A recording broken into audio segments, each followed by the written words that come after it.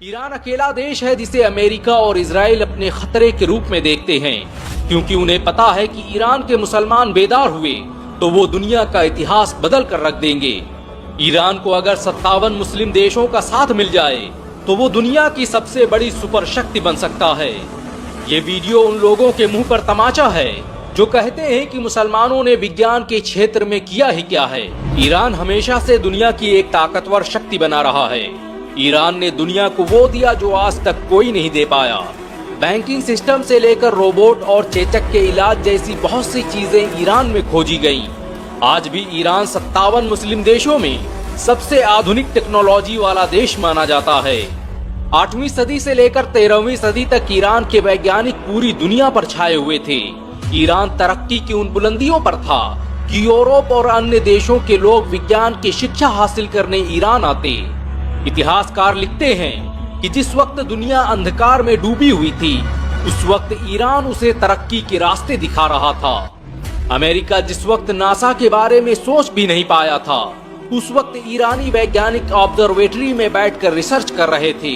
Science, literature, art और invention के क्षेत्र में ईरान की कुर्बानियों और उसके योगदान को कभी भुलाया नहीं जा सकता।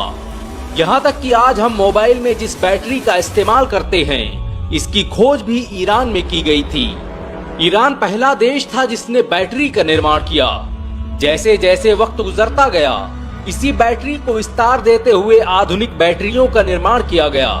जब दुनिया बैटरी के बारे में जानती भी नहीं थी, तब ईरान के मुसलमान इसका इस्तेमाल कर रहे थे।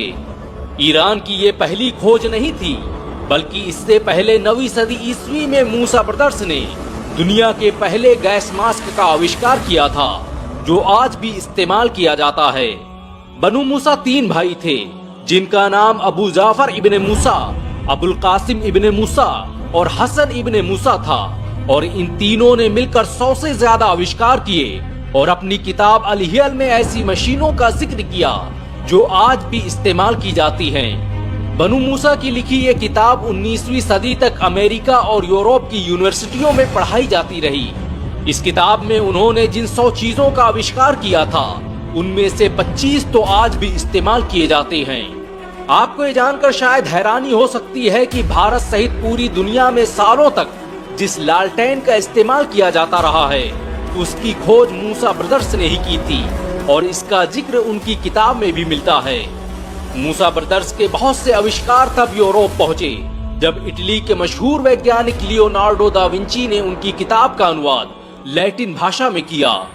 यूरोप के पुनर्जागरण के दौर में ईरान और मुस्लिम देशों में लिखी 1 लाख से अधिक किताबें लैटिन भाषा में ट्रांसलेट की गई, और किताबों के इन्हीं ट्रांसलेशन के जरिए मुसलमानों का ज्ञान यूरोप पहुंचा। ईरान ही वो देश था जिसने दुनिया को सबसे पहली पवन चक्की दी। मुस्लिम वैज्ञानिक अल मसूदी ने अपनी किताब में हवा से चलने वाली एक ऐसी पवन चक्की का जिक्र किया जिसका इस्तेमाल बागों को पानी देने और दूसरे कामों में किया जाता था। आज बिजली को बनाने के लिए बड़ी बड़ी पवन चक्कियों का इस्तेमाल किया जाता है, लेकिन मुसलमान आज से 1000 साल पहले ईरान में इसका इस्तेमाल कर रहे थे। ईरान में ऐसे ऐसे वैज्ञानिक पैदा हुए जो न होते तो आज हम सैकड़ों तरह की दवाओं से महरूम रह जाते। मेडिकल इंडस्ट्री को खड़ा करने में मुसलमानों का बड़ा योगदान रहा। बहुत कम लोग जानते हैं कि 9वीं सदी ईस्वी में ईरान में पैदा होने वाले मशहूर साइंटिस्ट ज़करिया राजी ने सल्फ्यूरिक एसिड की खोज की थी। ये दुनिया का पहला व्यक्ति था जिसने साइकोलॉजी पर किताब लिखी और फिजियोथेरेपी के बारे में दुनिया को बताया। ज़करिया राजी ने न सिर्फ चेचक का इलाज खोजा, बल्कि उसी ने सबसे पहले चेचक और खसरा के फर्क के बारे में बताया। दुनिया में बैक्टीरिया की खोज सबसे पहले ज़करिया राजी ने ही की थी। आज हॉस्पिटल में जो फर्स्ट एड किट इस्तेमाल की जाती है, उसका कॉन्सेप्ट सबसे पहले इसी वैज्ञानिक ने पेश किया था। 12वीं सदी तक मुस्लिम शासकों ने ईरान को दुनिया की सुपर पावर बना दिया था। दुनिया भर से लोग तालीम हासिल करने ईरान आते थे। 1258 ईस्वी में जब मंगोलों ने ईरानी सल्तनत पर हमला किया और उनकी लाइब्रेरियों में आग लगा दी, तो महीनों तक उसके धुएं से आसमानों पर सूरज नहीं दिखाई दिया।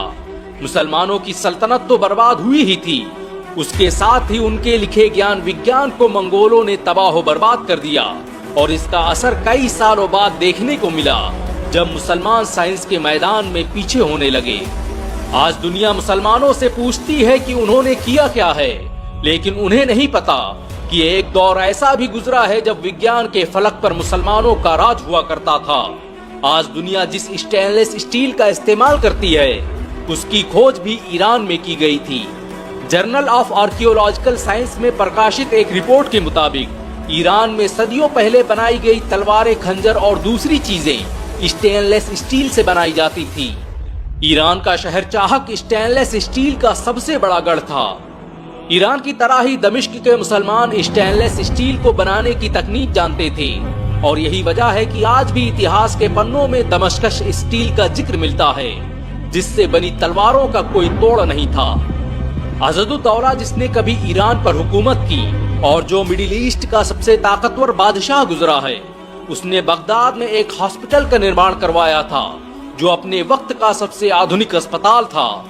इस अस्पताल में कार्डियोलॉजी, सर्जरी, ऑप्थेल्मोलॉजी सहित अलग अलग डिपार्टमेंट मौजूद थे।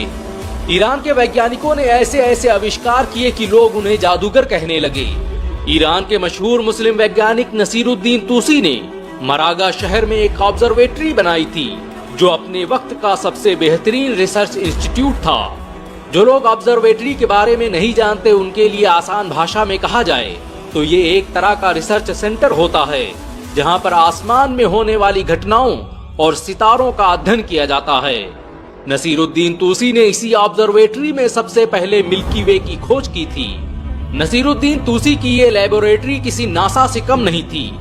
आज दुनिया विज्ञान सीखने के लिए चीन जाती है, लेकिन तब चीन के लोग फिजिक्स, केमिस्ट्री, मैथ और एस्ट्रोनॉमी पढ़ने के लिए मरागा आते थे। दुनिया हैरान है कि ईरान ने उस दौर में ऐसे आविष्कार कैसे कर लिए, जिनके बारे में कोई सोच भी नहीं सकता था। आज हम जिस अलजेब्रा का इस्तेमाल कर रहे हैं, उसकी खोज एक ईरानी वैज्ञानिक मूसा अल ख्वारिज़मी ने की थी। मूसा अल ख्वारिज़मी ने मैथ पर एक किताब लिखी, जिसका नाम अलजब्र वल मुकाबला रखा गया, और यही अलजब्र शब्द बिगड़कर अलजेब्रा बन गया। आज कौन इंसान है जो स्कूल गया हो और उसने अलजेब्रा ना पढ़ी हो। यहाँ तक कि अंग्रेजी भाषा में जो एल्गोरिथम शब्द है, वो अल ख्वारिज़मी के नाम का ही बिगड़ा स्वरूप है। आज दुनिया जिन ईंटों का इस्तेमाल करके बड़े बड़े घर तामीर कर रही है, उन ईंटों की खोज भी ईरान में की गई थी। दुनिया के मशहूर आर्कियोलॉजिस्ट रोमन ग्रिशमैन के मुताबिक आधुनिक ईंटों को बनाने की कला का आविष्कार ईरान में ही किया गया था। यहाँ तक कि दुनिया में सबसे पहले बेहोशी की दवा ईरान में ही बनाई गई। ईरान में जन्मे अबू रेहान अल बैरूनी ने इतिहास में पहली मर्तबा जमीन से सूरज की दूरी का पता लगाया। महमूद गजनवी ने जब ईरान को फतेह किया, तो अल बैरूनी उनके साथ गजनी चले गए। उन्होंने बगैर किसी आधुनिक तकनीक के धरती की रेडियस का पता लगाया, जिसे देखकर आज के वैज्ञानिक भी हैरान हैं। भारत के इतिहास पर लिखी पहली किताब किताबुल हिंद अल बैरूनी ने ही लिखी थी।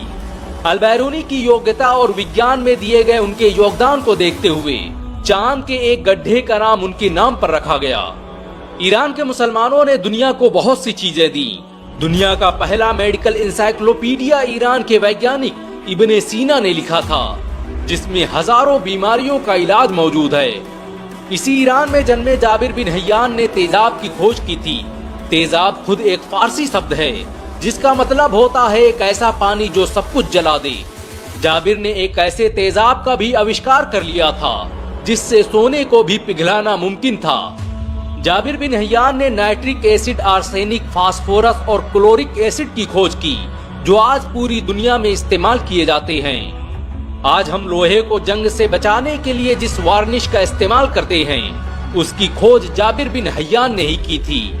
दुनिया का पहला आर्टिफिशियल दिल ईरान के वैज्ञानिक तोफी मुसीबंद ने बनाया था। ईरान की तरक्की का अंदाजा इसी बात से लगाया जा सकता है कि सिर्फ 2008 में ईरान में 9,570 से अधिक नई चीजें खोजी गईं।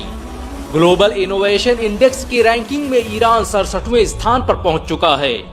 ईरान में आज 400 से अधिक मेडिकल रिसर्च फैसिलिटी चल रही हैं, जो बताती हैं कि आने वाला समय ईरान का है। आप ये इस्लामिक प्रोग्राम निज़ामे हक प्रोडक्शन की जानिब से देख रहे हैं। आप हमारे चैनल को सब्सक्राइब करें, वीडियो को शेयर, लाइक और कमेंट करें।